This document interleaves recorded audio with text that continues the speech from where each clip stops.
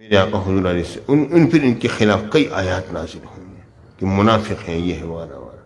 انہیں پھر جا کر لوگوں نے کہا اے سالبہ تیرے حق میں ایسی آیات نازل ہوئی ہیں. پھر وہ سالبہ میرے آقا کی بارگاہ میں حاضر ہوا، کہنے لگا حضور یہ زکوٰۃ قبول فرمائے. میرے آقا نے اب قبول نہیں کروں گا. اللہ اس بات سے رونگٹے کھڑے ہوتے ہیں پیارے بھائیوں کہ نبی جس سے منہ پھیر لیں پھر اس کے لیے کوئی راہ نجات ہے نہیں. سالبہ اب قبول نہیں کروں گا. بڑے روئے، نہیں سالبہ تمہاری زکوٰۃ اب قبول نہیں ہے. چلا گیا سالبہ. پھر سیدنا صدیق اکبر رضی اللہ تعالیٰ عنہ زمانے خلاف اس میں آیا، اے ابو بکر آپ جانتے ہیں کہ رسول اللہ صلی اللہ علیہ وآلہ وسلم کے نزدیک میری کیا اہمیت تھی، میں حضور میں سے کتنی شفقت فرمایا کرتا. پہلے کی شفقت ہے یاد دلانے لگا. حضور کیسی شفقت تھی، میری زکوٰۃ قبول کر لو. سیدنا صدیق اکبر نے کہا نہیں، جو اللہ کے رسول نے قبول نہیں کی میں بھی قبول نہیں کر سکتا. اب وہ سالبہ رو رہا ہے مگر زکوٰۃ قبول نہیں ہو رہی اس کی.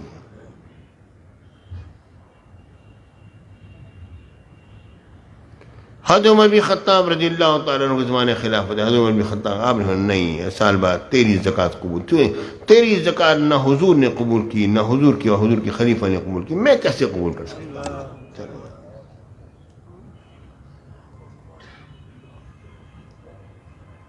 پھر سالبہ چلا کہ حضرت عثمان غنی کے زمانے خلافت میں آیا. عثمان غنی نہیں، جس کی زکوٰۃ حضور نے قبول نہ کی ہو اور شیخین نے قبول نہ کی ہو، عثمان کون ہوتا ہے اس کی زکوٰۃ قبول کرنے والا، میں قبول نہیں کر سکتا.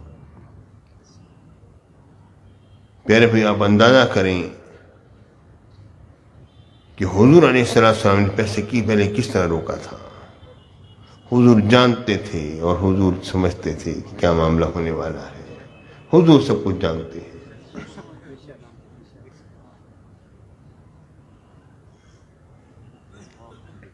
یہ بات بھی ذہن میں رکھیے.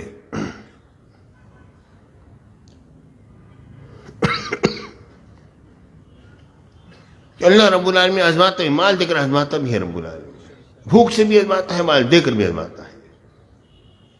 آج تو میں چونکہ وقت نکل گیا نا، میں اس انداز میں نہیں بول رہا جس انداز میں بولنا چاہتا تھا. میں تو بات کو مکمل کر رہا ہوں، بس آخری پہنچا رہا ہوں. انشاءاللہ اگلی دفعہ اللہ نے چاہا انشاءاللہ. اللہ رب العالمین بھوک سے بھی آزماتا ہے اور اللہ رب العالمین رزق زیادہ دے کر بھی آزماتا ہے، ہر طرح سے آزماتا ہے.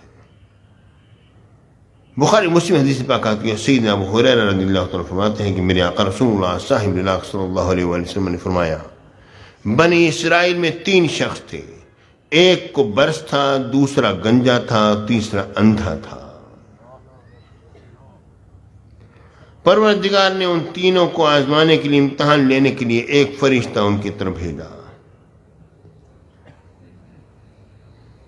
وہ برس والے کے پاس گیا، اس سے پوچھا تجھے کیا چیز زیادہ محبوب ہے؟ اس نے کہا بس میری کھال خوبصورت ہو، حسین ہو.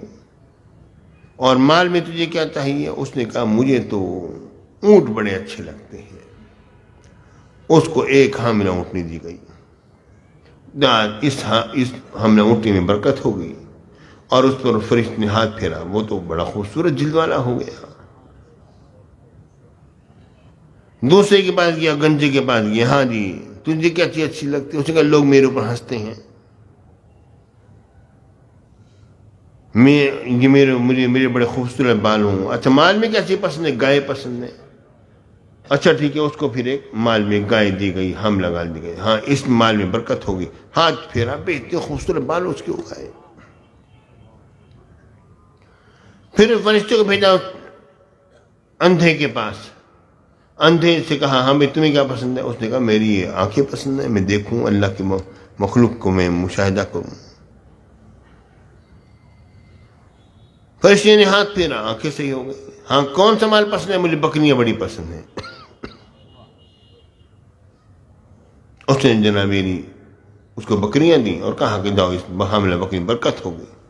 اب جناب علی اونٹ والے کے اونٹ سے بھی جناب علی پورا کا پورا ایک جنگل بھر گیا اور گائے والے سے پورا ایک جنگل بھر گیا، بکری والے سے بھی ایک الگ ایک جنگل بھر گیا۔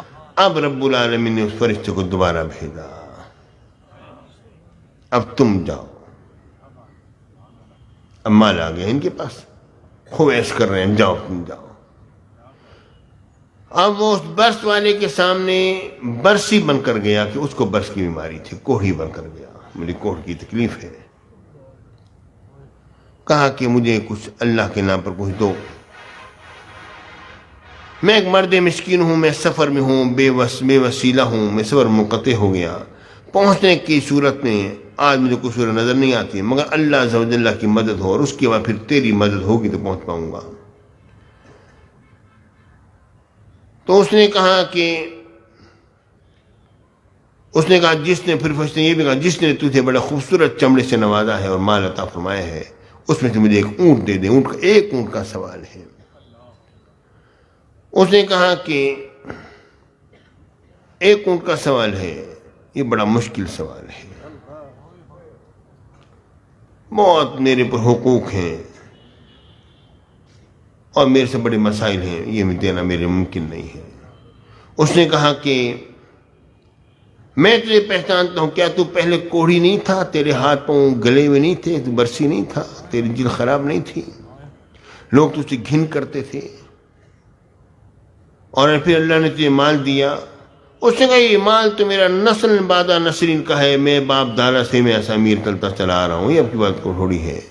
اس فرشتے نے کہا اگر تو جھوٹا ہے تو اللہ تجھے پھر ویسا ہی کر دے۔ اس کے بعد پھر گنجے کے پاس آیا، اس نے بھی کہا کہ مجھے، وہ گنجا بن کر آیا، کہنے لگا میری حالت یہ ہے، لوگ مجھ سے مذاق کرتے ہیں، میرے پاس، میں مسکین آدمی ہوں، مجھے واپس جانا ہے، اللہ کی مدد کے بعد تیری مدد چاہیے، مجھے ایک گائے دے دے، میں چلا جاؤں گا۔ اس نے کہا نہیں جی میرے گنجائش نہیں ہے، میرے بہت دور بہت حقوق ہیں وغیرہ وغیرہ۔ اس نے کہا کہ کیا تو یہ ایسے گنجا ہی نہ تھا اور تو بالکل قلاش نہ تھا؟ اس نے کہا نہیں یہ مال تو میرے پاس جناب جدی پشتی مال ہے، میں تو ہمیشہ سے اسی طرح ہی رہا ہوں۔ اس فرشتے نے کہا اگر تو جھوٹ بولتا ہے تو اللہ تجھے ویسا ہی کر دے۔ پھر اندھے کے پاس آیا اور نابینا بن کر آیا، اس نے کہا میں ایک مرد مسکین ہوں، میں نے صبر کرنا ہے، میرے پاس کوئی وسیلہ نہیں ہے، مہربانی کر، اللہ کی مدد کے بعد پھر مجھے تیری مدد کی ضرورت ہے۔ جس نے تجھے نگاہ واپس کر دی ہے تو اندھا تھا۔ اس نے کہا مجھے ایک بکری کا سوال ہے۔ اس نے کہا اچھا یہ بکری کا سوال ہے، اللہ نے مجھے آنکھیں دی اور اس نے مجھے مال دیا، میرے مال میں سے جتنا چاہے تو لے لے، میں تجھے کچھ نہیں کہوں گا۔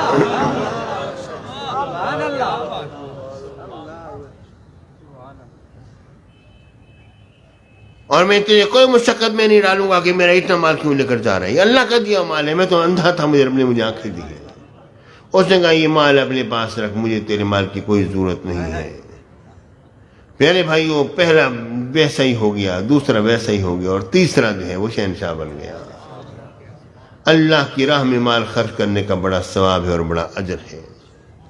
ابھی تو میں نے زکوٰۃ کے معنی پر بھی گفتگو نہیں کی کہ زکوٰۃ کسے کہتے ہیں، اور کچھ معاملہ ایسا بن گیا، مجھے اچانک وضو کرنا پڑا، تاخیر ہوئی، لیکن الحمدللہ آپ نے باتیں سنی، اللہ تعالیٰ آپ لوگوں کو زندہ سلامت رکھے۔ اب یہ میں نے فقط یہ دو واقعات آپ کو سنائے۔ پیارے بھائیوں، میرے نبی پر زکوٰۃ واجب نہ تھی اور میرے شیخ پر بھی زکوٰۃ واجب نہیں تھی، میرے شیخ پر زکوٰۃ واجب نہیں۔ پیارے بھائیوں، بات اصل میں یہ ہے کہ جتنا بھی مال ہے اللہ کے نام میں لٹاؤ۔ میرے آقا سرکار مدینہ سرور سینہ صلی اللہ علیہ وآلہ وسلم ایک مرتبہ نماز پڑھا رہے تھے، بخاری کی حدیث ہے، عصر کی نماز کا سلام پھیرا، بڑی تیزی سے لوگوں کے اوپر سے پھلانگتے ہوئے میرے آقا سبحان اللہ بڑی تیزی کے ساتھ نکلے، اپنے ایک زوجہ مطہرہ کے حجرے میں داخل ہوئے اور پھر تشریف لائے۔ لوگ گھبرا گئے، حضور ایسے تیزی سے گئے ہیں، پتہ نہیں کیا ہونے والا ہے۔ سیدنا صدیق اکبر اور حضرت عمر بن خطاب تھے، وہ بھی سب گھبرا گئے، پتہ نہیں کیا ہوگا۔ حضور علیہ السلام نے اتنی تیزی دکھائی ہے، اتنی تیزی فرمائی ہے میرے آقا نے۔